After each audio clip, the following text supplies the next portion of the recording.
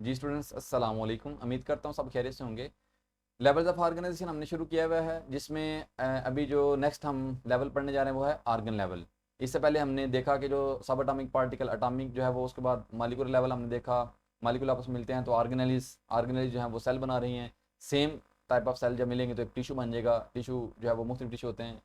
उसके अलावा हमने इनकी एग्जाम्पल भी देखी। अब नेक्स्ट है आर्गन लेवल। जो ऑर्गन लेवल है, सबसे पहले इसकी डिफाइन है: different tissue having related function assembled together in a structure to carry out its function with great efficiency. Such structure are called organs and they are specialized to perform particular function. Different tissue having related function, related not similar, related को आपने similar consider इधर नहीं करना, क्योंकि जो different tissue जब आगे ना तो वो different function ही करेंगे। different tissue सेम फंक्शन नहीं कर सकते। ज़ाहिर है एक टिश्यू जो है वो मुख्तलिफ एक सेम टाइप ऑफ सेल से मिलकर बना है।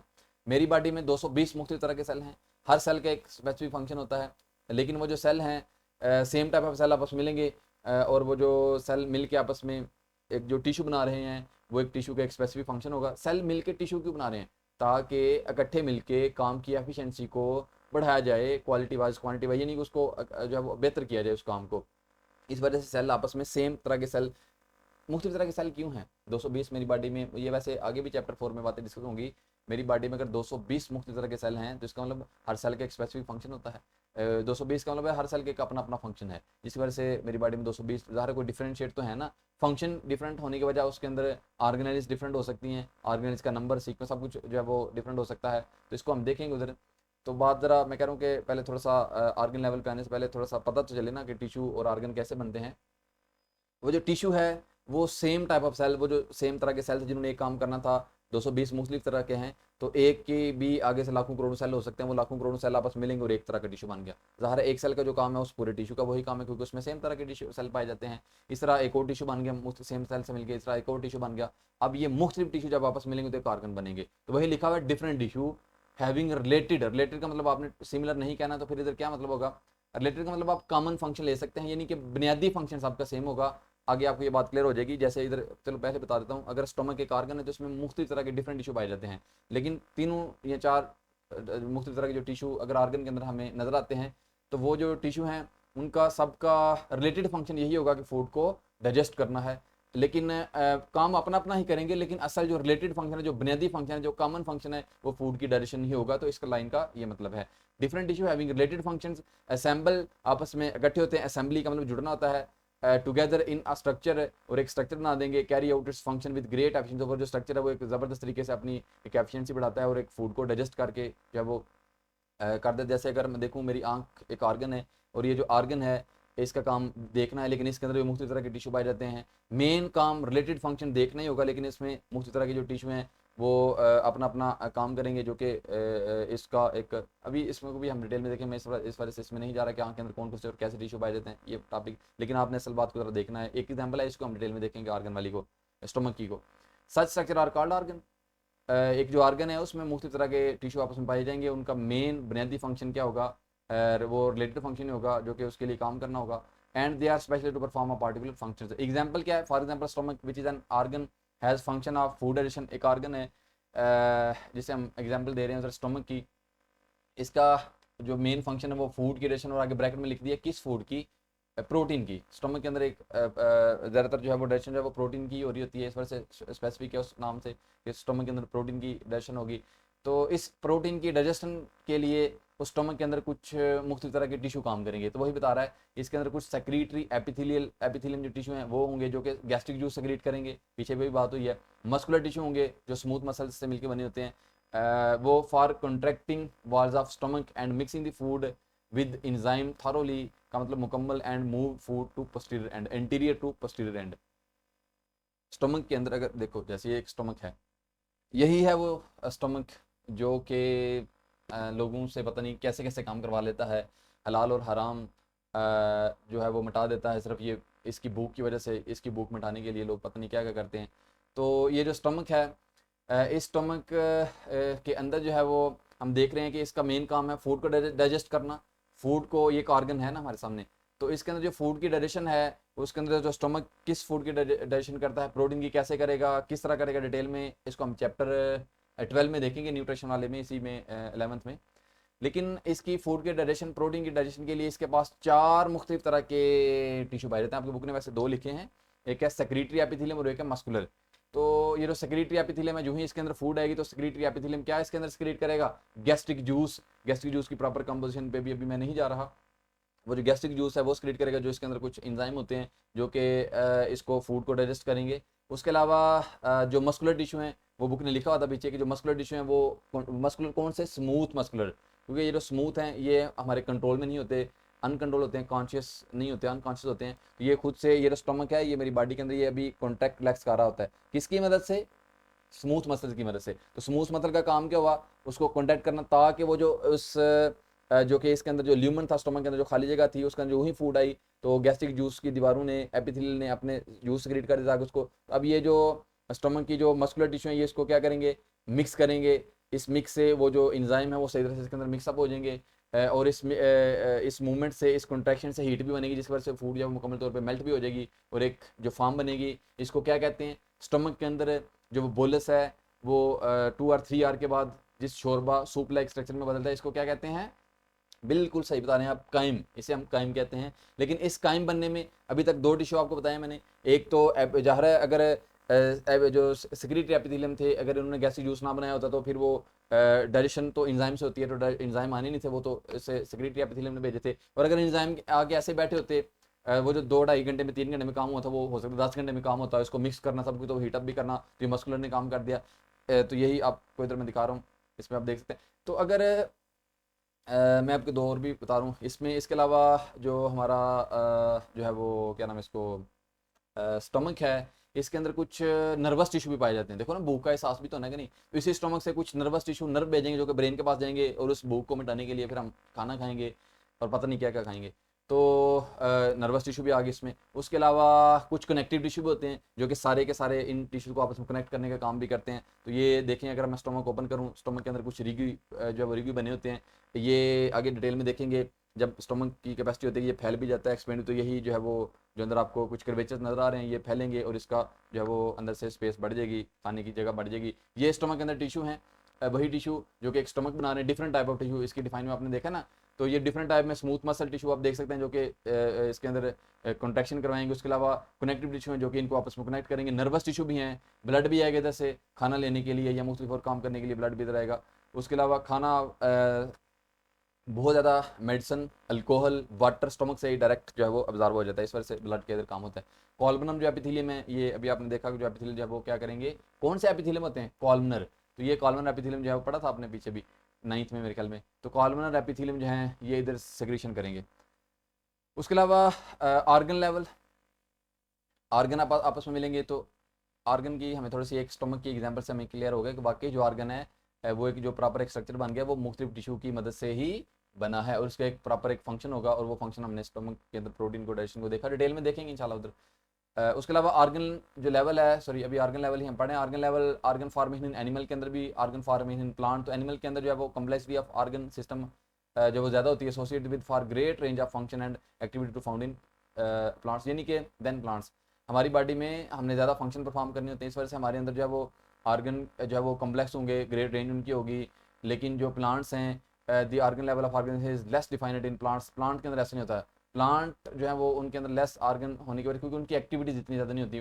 प्लांट हमारी तरह ख्वाब नहीं सोचेंगे, प्लांट हमारी तरह मूव नहीं करेंगे। अगर हमारे जो प्लांट के पास आप पानी रख दें किसी भी बाल्टी भर के, तो प्लांट तो पानी नहीं ना खुद पी सकता, लेकिन एनिमल जो है कोई भी ऐसा ऑर्गेनिज्म है वो तो मूव करके उसके पास जाएगा, पानी को पिएगा, हाथों से पकड़ेगा जैसे भी, तो उसको जो है वो फंक्शनलिटी ज़्यादा बढ़ रही है, इस वजह से उसको कम्प्लेक्सिटी भी ज़्यादा चाहिए, तो आर्गन की वैरायटी भी उसके अंदर ज़्यादा होगी। At most we might distinguish, कुछ वाज़ फीचर प्लांट के अंदर वाज़ आर्गन नजर आ रहे होते हैं, और यही 2-4 होते हैं, roots, stem, leaves, reproductive structure, flowers वगैरह। क्लियर कट फॉर्मेशन जो है वो डिस्टिंग्विश फीचर होते हैं इनके, वाज़ करते हैं साइन टू, हर एक को उसका जो है वो साइन कर देगा भी आपका ये काम है। रूट का क्या काम है, ये हेडिंग आपने इसी तरह बनानी है, इंपॉर्टेंट लॉन्ग है इस चैप्टर का, तो इसको भी आपने इस तरह स्क्रीनशॉट आप ले रहे होंगे या हेडिंग ज़रूर आप साथ साथ बना रहे होंगे, 2-3 दफ़ा बल्कि आपने कहना सर बड़ी मुश्किल से पहली दफ़े सुनते हैं, सुनना चाहिए प्लीज़, मैं आपको सही कह रहा हूँ, फ़ायदा होगा, ताकि बातें सारी क्लियर करें और फिर सवाल जहन में लेके आएँ। एक चैप्टर एक दफ़ा पढ़ लिया, अब आपने सवाल कर लिए, ख़त्म होगी बात, रिवाइज़ करें, काम ख़त्म। ईजिली आप ईजिली सिलेबस ख़त्म कर सकते हैं, लेकिन बस अगर आप ऐसे ही गुजारते जा रहे हैं, लाइंस क्लियर हो नहीं रही, तो दूसरी दफ़ा कौन पढ़ाएगा आपको, दूसरी दफ़ा आप सुनेंगे नहीं। तो प्लीज़ अभी से एक रिदम बना लें, प्रॉपर टाइम निकाल के एक एक लाइन को क्लियर करें, टाइम निकालें हर सब्जेक्ट के लिए। सिर्फ एक सब्जेक्ट से आपकी सिलेक्शन नहीं होगी। रूट्स का क्या काम है? रूट्स आर इन्वॉल्व एंकरिंग का मतलब सहारा देना प्लांट्स को, ये सहारा देती हैं। स्टोरेज ऑफ फूड जो है वो प्रोक्यूरिंग वाटर उधर से कंडक्ट करना, जो है वो एब्जॉर्ब करना मिनरल्स वगैरह को, ये भी उनका काम होता है। शूट्स का क्या काम है? Shoots support the entire plant while leaves and primary organs for food manufacturing. जो इनका लीव्स का भी साथ उसने काम इधर मैंने इकट्ठा सेपरेट करना नहीं था मुझे। Shoot support entire plant of while जो लीव्स होती हैं। रूट और शूट में क्या फ़र्क होता है? रूट अंडरग्राउंड पार्ट होता है प्लांट का, और जो शूट होता है वो ज़मीन के बाहर वाला पार्ट होता है। रूट अंडरग्राउंड पार्ट है, शूट उसमें स्टेम भी आ जाएगा, उसमें लीव्स भी आ जाएंगे, उसमें फ्लावर्स भी आ जाएंगे, हर चीज़ आ जाएगी। तो रूट्स तो अंडरग्राउंड हो गया, जिसका काम था ज़मीन को सहारा देना, पौधे को सहारा देना, और दूसरा उसमें से न्यूट्रिएंट्स वगैरह को या वो पानी को निकालना। जो शूट है उसका क्या काम है? उसमें हमारा स्टेम भी आ जाएगा, उसमें हमारे लीव्स भी आ जाएंगे। सही है, इस ऐसे ही आपने लेके चलना है इसको। लीव्स भी हैं, जो स्टेम वगैरह है जो कि मैन्युफैक्चरिंग का मतलब बनाना, फूड वगैरह बनाएगा, इसका प्राइमरी ऑर्गन फूड फ्लावर्स का शूट्स के अंदर। फ्लावर्स हैं इसमें, फ्लावर्स ऑन रिप्रोडक्टिव स्ट्रक्चर जो है वो जो कि रिप्रोडक्शन करेगा नेक्स्ट जनरेशन में, जो है वो लेके आएगा। ऑर्गन्स लेवल, अगर हम सिग्निफिकेंस ऑफ ऑर्गन देखें, ऑर्गन्स का सिग्निफिकेंस क्या है? शॉर्ट क्वेश्चन आया हुआ ये भी, इसकी अपने अलग से हेडिंग भी बनानी है। Formation of organ also have selective value because this lead to efficient accomplishment of their functions both qualitatively and quantitatively. कह रहे हैं ये जो ऑर्गन बॉडी के अंदर बने हैं ना, इस ऑर्गन से ये फ़ायदा होता है कि किसी भी काम की क्वालिटी और क्वांटिटी दोनों बढ़ाई जा सकती हैं। मिसाल के तौर पे मेरी बॉडी में बेशुमार तरह के ऑर्गन है, तो हर ऑर्गन को एक स्पेसिफिक काम दे दिया गया है, और वो स्पेसिफिक काम जब अपना एक सेपरेट बैठ के अपना काम कर रहा है, तो उस वजह से काम की क्वालिटी भी बढ़ेगी, क्वांटिटी वाइज भी अच्छा काम हो जाएगा। जैसे देखो ना, मेरी बॉडी में जो आंख है वो देखने का काम कर रही है, इसका काम सिर्फ और सिर्फ देखना है, सुनने के साथ इसका कोई ताल्लुक नहीं है। तो इसको एक प्रॉपर एक बाउंड्री दे देगी, स्पेसिफिक ऑर्बिट्स के अंदर फिक्स कर दिएगा, इसको इसकी जरूरत के मुताबिक टिश्यू दे देगी, इसको ब्रेन के साथ कनेक्शन इसका बना दिया गया। अब इसे क्या है कि अब आप अपना काम करो, ताकि आप देखने की जो क्वालिटी और उसका क्वांटिटी वाइज भी एक साथ मुख्तलिफ चीज़ों को आप देख सको। हर एक कान का काम सिर्फ सुनना है, दिल का काम सिर्फ खून को पंप करना है। तो जो ऑर्गन है इनको एक सिलेक्टिव वैल्यू यानी कि सिलेक्टिव टास्क दे दिया गया है। और ये देखो, अगर पूरी बॉडी में जो रॉड और कौन सेल, रॉड सेल इधर पड़ा है, कौन सेल इधर पड़ा है, जो मेरी गैस्ट्रिक जो ग्लैंड है वो कोई इधर पड़ा है, कोई इधर पड़ा है, लेकिन अगर इनको इकट्ठा किया, एक स्टोमक के अंदर 2.5 करोड़ गैस्ट्रिक ग्लैंड हैं, जिनको इकट्ठा करके एक शीट के अंदर लपेट दिया है ताकि इधर आप सही तरह से कर सकें। तो देखो ना, जितनी भी ये जो चीज़ें हैं, अगर इनको एक बाउंड्री के अंदर फिक्स कर देंगे और एक ऑर्गन बना देंगे, तो ज़रूर क्वांटिटी और क्वालिटी। जैसे आप देखें, अगर किसी भी एक फर्म के अंदर या किसी भी एक बड़े से जो है वो कोई फैक्ट्री है ऐसी, उसमें अगर सारे वर्कर भी इकट्ठे हैं, कोई उधर बैठा है, और ऑफिस में भी कोई बाउंड्री नहीं है, कोई उधर काम कर रहा है उधर, तो अब वो काम की एफिशिएंसी क्वालिटी वाइज भी क्वांटिटी वाइज भी डिस्टर्बेंस बहुत ज़्यादा होगी। लेकिन अगर आपने छोटे छोटे पोर्शन बना दिए हैं, जब छोटे छोटे पोर्शन बना दिए हैं, हर एक अपनी एक सेपरेट जगह पे बैठ के अपना काम कर रहा है, तो क्वालिटी वाइज भी काम अच्छा होगा, क्वांटिटी वाइज भी। और यही तो कह रहा था हमारा सेल ऑर्गेनेलिस को, सेम ऐसे ही कि जैसे देखो उसने भी अपने ही सेल में मुख्तलिफ छोटे छोटे खाने बना दिए। अगर आप ऑर्गेनेलिस की मेम्ब्रेन को ख़त्म कर दोगे, तो वो जो अंदर जितने भी मालिक्यूल्स है वो इधर उधर इकट्ठे रह रहे हैं, तो काम की एफिशिएंसी नहीं बढ़ेगी, क्वालिटी वाइज भी काम खराब होगा, क्वांटिटी वाइज भी नहीं होगा। इस वजह से वो जो सेल हैं वो इतने एडवांस नहीं होंगे, वो प्रोक्रेटिक होंगे ना। अगर आपने प्रोक्रेटिक को यूक्रेटिक बनाना है, समझने वाली बात है, प्रोक्रेटिक को आपने यूक्रेटिक बनाना है, उससे ज़्यादा काम लेने हैं, तो उसके अंदर सेपरेशन ज़रूरी है, ताकि उनकी क्वालिटी और क्वांटिटी वाइज काम सही हो सके। इसी वजह से तो सेल कहता है कि माइटोकॉन्ड्रिया, मैंने आपको अलग से एक जगह दे दी है सेल के अंदर, बाउंड्री दे दी है, आपको मैं जो है वो पायरुविक एसिड दूंगा, ग्लूकोज को कन्वर्ट करके पायरुविक एसिड में, आपको मैं ऑक्सीजन दूंगा, आपका बस ये काम है कि सेल के लिए एटीपी बना बना के छोड़ते रहो, बस मैं आपको दो चीजें दूंगा। क्लोरोप्लास्ट, आप भी ये काम आपने क्या करना है, आपने प्लांट के अंदर अलग से आपको भी एक स्ट्रक्चर मैंने बाउंड्री दे दी है, आपको मैं कार्बन डाइऑक्साइड दूंगा, वाटर दूंगा, सनलाइट मिलेगी, आपने बस खाना बना बना के बाहर फेंकते रहना है। राइबोसोम, सुन रहे हो आप भी, आपका स्ट्रक्चर बेशक मैंने छोटा बनाया है, लेकिन बड़े काम के हो। आपने बस करना क्या है, आपके पास मैसेंजर आरएनए आएगा, आपके दोनों सब यूनिट ने जुड़ना है, दोनों सब यूनिट्स ने, राइबोसोम के दो सब यूनिट होते हैं, आपने जुड़ना है, राइबोसोम के ऊपर जो इन्फॉर्मेशन है इसको पढ़ना है, और कुछ नहीं करना आपने। ट्रांसफर आरएनए खुद ही अमाइनो एसिड लेके आएगा आपके पास, आपने बस इन अमाइनो एसिड को आपस में जोड़ देना है, पेप्टाइड बांड बना देने हैं और एक प्रोटीन बना देने हैं। मुख्तलिफ आर्गन के जो सेल के अंदर भी मुख्तलिफ आर्गन को मुख्तलिफ काम जो है वो असाइन किए होते हैं, उनकी एक स्पेसिफिक वैल्यू उनको दे दी होती है, ताकि वो क्या करें, काम सेल के अंदर उसकी क्वालिटी और क्वांटिटी वाइज उसको बढ़ाएं। तो सेम ऐसे ही हमारे बॉडी में भी मुख्तलिफ आर्गन रखे हैं कि इस ब्रेन का काम सोचना है, इसको मेनिंजेस क्लियर में प्रोटेक्ट कर दिया गया है, आप इधर बैठ के सुकून से काम करते रहें। तो यही बात सिग्निफिकेंस का मतलब यही है कि आर्गन अगर बने हैं तो इसका फायदा ये हो जाएगा कि वो बॉडी एक अच्छे तरीके से सोच भी सकेगी, समझ भी सकेगी, सुकून भी कर सकेगी, आराम भी कर सकेगी, पता नहीं क्या क्या कर सकेगी, एक साथ कितनी ज्यादा काम वो कर सकती है। In animal, organ formation is far more complex and definite. Organ are part of organ system, whereas total function involved the process of phenomena are carried out. बहुत आसान वही बात है। ऑर्गन सिस्टम लेवल जो है, जो ऑर्गन सिस्टम लेवल है, इसमें हमने देखना है ऑर्गन सिस्टम लेवल की डिफाइन प्रॉपर डिफरेंट डेफिनेशन इसकी क्या करनी है आपने। Different organ performing related function are organise together in the form of an organ system. Different organ, अब डिफरेंट ऑर्गन मिलेंगे तो एक ऑर्गन सिस्टम बनेगा, बड़े लेवल पे आ गए हम, यानी कि और उनका भी रिलेटेड फंक्शन है। फंक्शन रिलेटेड का मतलब नॉट सिमिलर, लेकिन मेन फंक्शन एक होगा। जैसे अगर हम देखें जो है वो किसको, डाइजेस्टिव सिस्टम को, अगर हम जो है वो इसमें मुख्तलिफ ऑर्गन काम करेंगे। ओरल कैविटी जो है इसका फूड सिलेक्शन काम है, उसके बाद एसोफेगस है जिसको फूड को पास आउट करना, स्टमक में स्टमक का अपना काम है, प्रोटीन को डाइजेस्ट करना, फिर स्मॉल इंटेस्टाइन हर तरह की फूड को डाइजेस्ट कर देगी। लेकिन इन जितने भी ऑर्गन मिलके एक ऑर्गन सिस्टम बना है, उनका रिलेटेड फंक्शन सेम है कि फूड को डाइजेस्ट करना, फूड को डाइजेस्ट, लेकिन हर एक का अपना अपना काम होगा उसमें। तो रिलेटेड फंक्शन है मुख्तलिफ ऑर्गन के ऑर्गन सिस्टम में, organise together in form of organ system.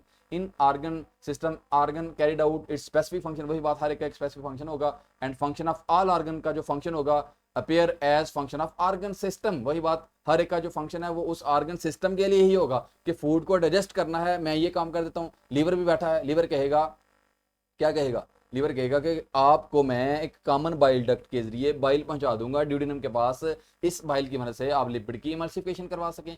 मतलब इसको उसको वो जो हाईली एसिडिक जो कायम है उसको आप जो है वो क्या कर सकें, न्यूट्रलाइज कर सकें, जो है वो बेसिक में बदल सकें, तो इस पर ये सारा काम करेगा। ऑर्गन सिस्टम की जो एग्जांपल्स है वो डाइजेस्टिव सिस्टम है, अभी जिसको मैं बात कर रहा था। रेस्पिरेटरी सिस्टम है, रेस्पिरेटरी सिस्टम में भी देखें तो इसमें हमारे एक्सटर्नल नॉस्ट्रिल, नेजल कैविटी है, इंटरनल नॉस्ट्रिल्स हैं, उसके बाद क्या है, फेरिंक्स है, लेरिंक्स है, उसके बाद क्या है, ट्रैकिया है, ब्रोंकाई है, ब्रोंक्यूल्स हैं, एल्वियोलर डक्ट हैं एंड एल्वियोला है जो कि functional unit of respiratory system है, फंक्शनल यूनिट है। तो जितने भी ये देखो मुख्तलिफ समझे, अगर हम देखें इनको तो ऑर्गन है और सारे ऑर्गन मिलके एक ऑर्गन सिस्टम की फॉर्म में रेस्पिरेटरी सिस्टम बना रहे हैं, जो कि हर एक का मेन काम क्या था, गैस का तबादला करना, कि ताकि ब्लड और ऑक्सीजन को जितना करीब लेके आए और डिफिन हो सके। सर्कुलेटरी सिस्टम में हमारा हार्ट काम करेगा, हमारी ब्लड वेजल्स काम करेंगी, ब्लड काम करेगा, आरबीसी डब्ल्यूबीसी सारे मिलके तो एक सिस्टम बना देंगे।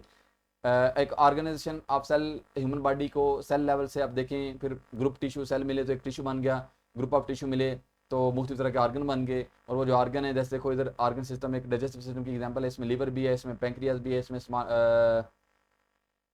स्टमक भी है, स्मॉल इंटेस्टाइन भी है, लार्ज इंटेस्टाइन भी है, रेक्टम भी है, सब कुछ है। और एक बॉडी में, एक इंडिविजुअल में, ह्यूमन बॉडी में मुख्तलिफ तरह के इस तरह के ऑर्गन सिस्टम होंगे। आज के लिए इतना ही, उम्मीद करता हूँ आपको कुछ बातें समझ आ रही होंगी।